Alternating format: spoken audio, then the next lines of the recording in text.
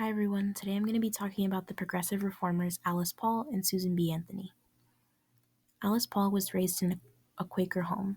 Her father was a wealthy businessman, and in terms of early education, the first college of many that she went to, Swarthmore College, was Quaker and co-founded by her grandfather. Her parents embraced gender equality and education for women, and her mother often brought her to suffrage meetings when she was young. She earned a degree in biology at Swarthmore, a degree in sociology at Columbia University, and a PhD at the University of Pennsylvania. She formed the National Woman's Party after splitting from the National American Woman Suffrage Association, or NASA. And on March 3, 1913, she led a parade at the White House, consisting of 8,000 marchers, and this event led her to found the Congressional Union for Woman Suffrage.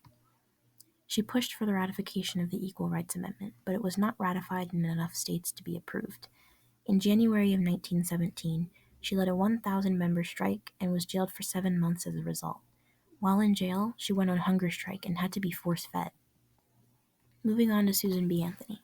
Susan B. Anthony was also raised in a Quaker home, and her father was a farmer, cotton mill owner, and manager, and her mother's family served in Massachusetts state government and had actually fought in the American Revolution. From a young age, she believed that everyone was equal under God, and at the age of just 3, she had already learned to read and write. William Lloyd Garrison and Frederick Douglass were friends of her father.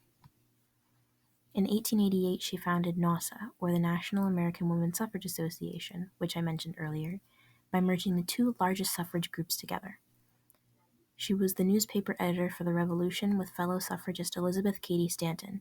She also signed Stanton's Declaration of Sentiments. In 1872, she was arrested for voting in Rochester, New York, which caused national attention to be brought to the suffrage movement. In 1852, she organized the Women's New York State Temperance Society, and early into the Civil War, she helped organize the Women's National Loyal League. Who was more influential? I argue Alice Paul, because of the 1913 Washington, D.C. January and March protests, as well as the National Woman's Party. Here are my citations, and here are the links for the images that I used.